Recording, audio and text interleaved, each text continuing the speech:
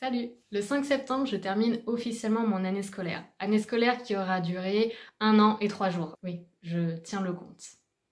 Je passe mon oral de fin d'année, mon contrat d'alternance s'arrête et donc ça va être ma première rentrée scolaire qui ne sera pas une rentrée scolaire puisque je ne suis plus étudiante. Je suis paumée.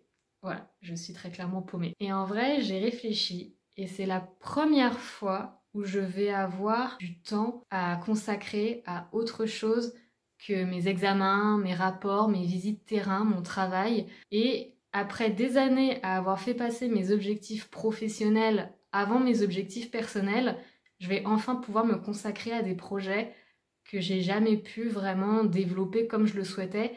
Pas par manque de temps, parce que j'avais du temps libre, mais en fait ma tête était tellement préoccupée par tout ce qui se passait autour de moi que j'étais jamais à 100% dans quelque chose de personnel. C'est pourquoi je me suis fixé 4 catégories d'objectifs personnels à atteindre durant cette période un peu de flottement où je vais réfléchir à qu'est-ce que je veux faire de ma vie et de mon existence. La première catégorie, c'est la catégorie écriture.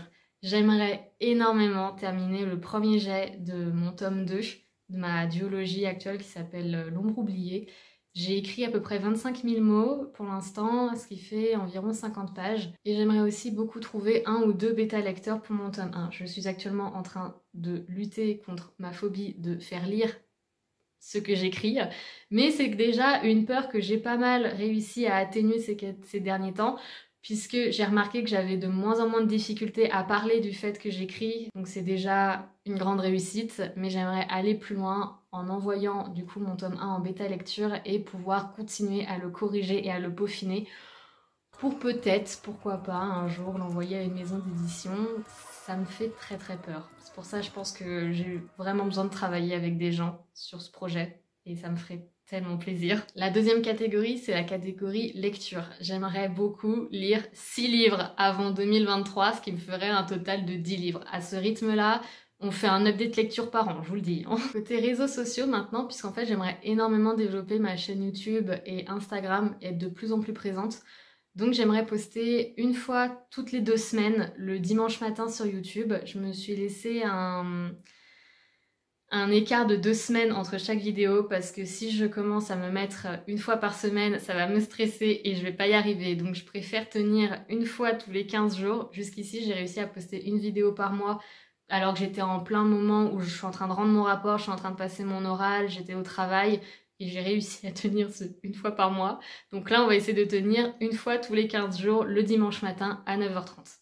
Pour ce qui est d'Instagram, je vais essayer de faire 2 posts par semaine, un le mardi et un le jeudi. Je n'ai pas défini l'heure, mais 2 posts par semaine, ce serait vraiment trop cool. Et si j'arrive à tenir ça environ 3 mois, à me donner à fond dans les réseaux sociaux, juste pour voir ce que ça donne et voir comment ça peut évoluer, ce serait chouette parce que je me suis jamais vraiment donné à fond alors que c'est quelque chose que j'aime énormément faire. Donc je me dis, là j'ai le temps, vamos, et comme ça, on verra bien ce que ça donne de se lancer à fond là-dedans. Et la dernière catégorie, c'est la catégorie autre, avec notamment faire du sport une fois par semaine. C'est quelque chose que j'ai repris très régulièrement et que je tiens pour l'instant depuis plus de 2 mois. Une fois par semaine, je vais soit à la piscine ou alors je fais de la randonnée. Là d'ailleurs, demain, je vais faire ma randonnée. Mais en tenant du coup cette résolution de faire du sport une fois par semaine, j'ai mes problèmes de genoux qui sont revenus, chose que j'avais complètement oubliée pour ceux qui me suivent depuis très très longtemps.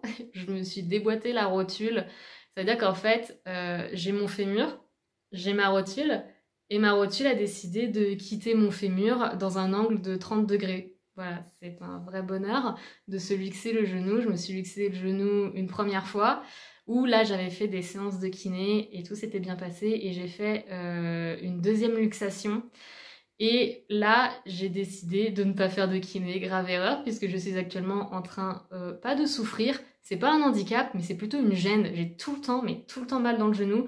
Donc mon deuxième objectif dans la catégorie autre, c'est prendre des séances de kiné pour enfin faire la rééducation de mon genou et pouvoir me remettre 100% au sport et m'y remettre correctement pour pas me blesser en fait. Maintenant, je vais vous parler de comment je compte réaliser ces objectifs. Et là, on va avoir un petit instant développement personnel, attention. J'ai découvert le livre Atomic Habits de James Clear, sur lequel j'ai basé un petit peu tous ces objectifs et comment je vais faire pour y parvenir. L'auteur dit dans son roman que ce qui différencie une personne qui réussit à atteindre ses objectifs d'une personne qui n'y arrive pas, c'est le système mis en place. Je fais partie de la catégorie de personnes qui se met des objectifs, déjà, c'est pas mal, mais qui ne fait rien pour les réaliser. Donc je fais partie de la catégorie des personnes qui échouent. Voilà, jusqu'ici, en tout cas dans mes objectifs personnels, j'ai jamais fait grand chose, hein. Mais j'ai jamais fait grand chose, pas par manque d'organisation. Enfin si, j'ai jamais rien organisé de ce côté-là. Mais plus parce que, en fait, comme je vous l'ai dit, je faisais passer d'abord mes objectifs professionnels avant, enfin professionnels, scolaires, mes objectifs scolaires avant mes objectifs perso. Mais là, on va essayer d'inverser la tendance. Dans son roman, ce que James Clear préconise, c'est de mettre en place des habitudes. Parce que au-delà de la motivation, ce qui va vraiment faire qu'on atteint nos objectifs, c'est la discipline. Il y a énormément de vidéos sur internet qui parlent de ce bouquin et qui expliquent vraiment en détail toutes les procédures pour mettre en place une habitude, ce qu'il faut faire. Donc pour réaliser mes objectifs, je me suis mise en place 2 habitudes que je devrais faire La conjugaison française est un véritable mystère pour moi. 2 habitudes que je vais devoir faire tous les jours si je veux atteindre mon objectif final. Parce que selon l'auteur, c'est plein de petits changements qui amènent le gros changement final. Mon premier objectif va être d'ouvrir mon fichier Word tous les jours. Je veux ouvrir ce putain de fichier Word tous les jours pour avoir mon roman sous les yeux et me dire « Ok, il est là, le fichier Word est ouvert, tu as fait le plus dur. » Donc maintenant, il faut juste écrire et je me suis donné un objectif de 100 mots par jour. 100 mots, c'est rien du tout. Mais si je fais 100 mots par jour, en fait, l'objectif, c'est d'écrire les 100 premiers mots. Et si je veux écrire plus, j'écris plus. Si je ne veux pas écrire plus, j'aurais fait mes 100 mots. Et je pourrais arrêter sans culpabiliser. Parce qu'en fait, je me serais mis à l'action et c'est ça la chose la plus difficile à faire, c'est se mettre dans l'action. J'ai choisi 100 mots parce qu'il ne me faut pas une habitude qui prend 3/4 d'heure à être faite, sinon je vais avoir carrément la flemme et je vais rien faire. Donc, il me faut une habitude que je peux faire en 20 minutes à peu près. 20-10 minutes, je mets un chrono, j'écris mes 100 mots. Et en fonction du mood dans lequel je suis, je continue ou non. Moi, je pense que c'est un bon moyen déjà de rendre l'écriture habituelle, de rendre l'écriture, de faire entrer l'écriture dans sa vie tous les jours et ainsi pouvoir avancer à un rythme plus ou moins lent, mais toujours avancer et c'est le plus important. Deuxième habitude que j'ai décidé de prendre par rapport à la lecture, c'est de lire 10 pages par jour. Là, pareil, lire 10 pages par jour, c'est rien du tout. Ça fait 300 pages par mois et au final, petit à petit, au bout de 2 mois, t'as fini un bon roman de fantasy. Et là, je suis vraiment dans le même objectif. Je lis les 10 pages pour que ça me dure moins de 45 minutes. Déjà, lire 10 pages dans certains bouquins de fantasy, je vous jure, c'est un exploit. Parce que les pages sont tellement fines, c'est écrit tellement petit, c'est du papier calque, le truc. Lire 10 pages, ça me prend 45 minutes parfois.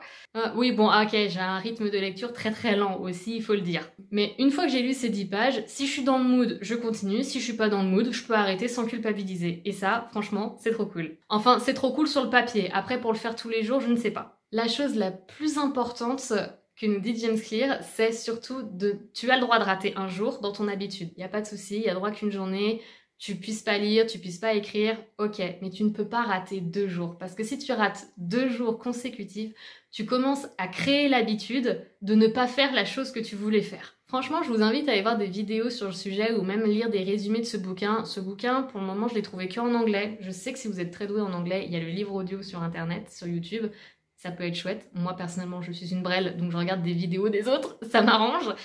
Et franchement, c'est cool. Je suis très dans ma vibe développement personnel en termes de productivité. J'en suis pas encore à faire le Miracle Morning Routine. Mais franchement, je suis intriguée par ce truc-là. Mais le concept de me lever à 5 h du mat n'est toujours pas... Ouais, c'est pas top. Pour l'instant, c'est pas... Peut-être que si un jour j'en ai besoin, là, non. C'était tout pour mes objectifs de la rentrée, celles que je compte absolument tenir avant 2023. Dites-moi en commentaire quels sont vos objectifs du coup de votre rentrée scolaire ou de votre rentrée tout court, même si elle n'est pas scolaire, professionnelle, et qu'est-ce que vous voulez accomplir avant l'année prochaine. J'espère que cette vidéo vous aura plu et moi je vous dis à très bientôt.